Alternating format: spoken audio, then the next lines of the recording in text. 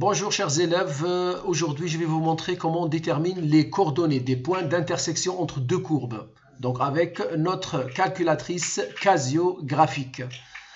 On va prendre tout de suite un exemple. Vous avez la première fonction f de x 105x au carré plus 17x plus 130 et la deuxième fonction g de x égale 250x plus 300. Je voulais juste vous dire que la première fonction c'est un polynôme de second degré, on voit un petit 2 ici, et la représentation graphique ça donne une parabole qui est vers le haut. Voilà, donc on va voir un minimum. Donc l'essentiel, la représentation est une parabole. La deuxième fonction, on connaît cette fonction même au collège, c'est une droite, c'est une fonction affine, une droite qui ne passe pas par l'origine. Donc le coefficient directeur c'est 250 et l'ordonnée à l'origine c'est 300.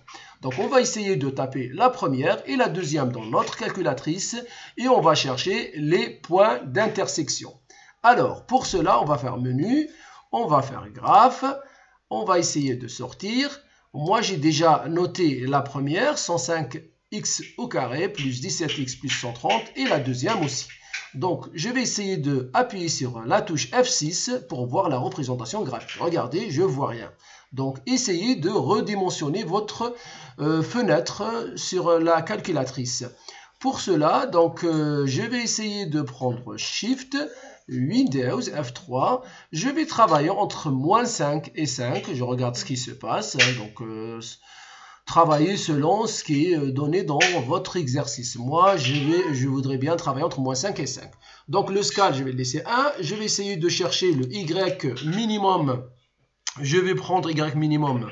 C'est combien? 2 virgules ou 3. Hein. Je vais prendre ici 3. Et je vais prendre Y maximum 2600 ou 2700. Donc j'ai trouvé ça, les valeurs, on les trouve directement dans le tableau de valeurs. Je vais essayer de rentrer. Et là, je vais voir quand même les deux courbes. Regardez, la parabole, c'est la première fonction f. Et ça, c'est la deuxième, c'est la fonction affine. Le but maintenant, c'est de chercher les deux points d'intersection.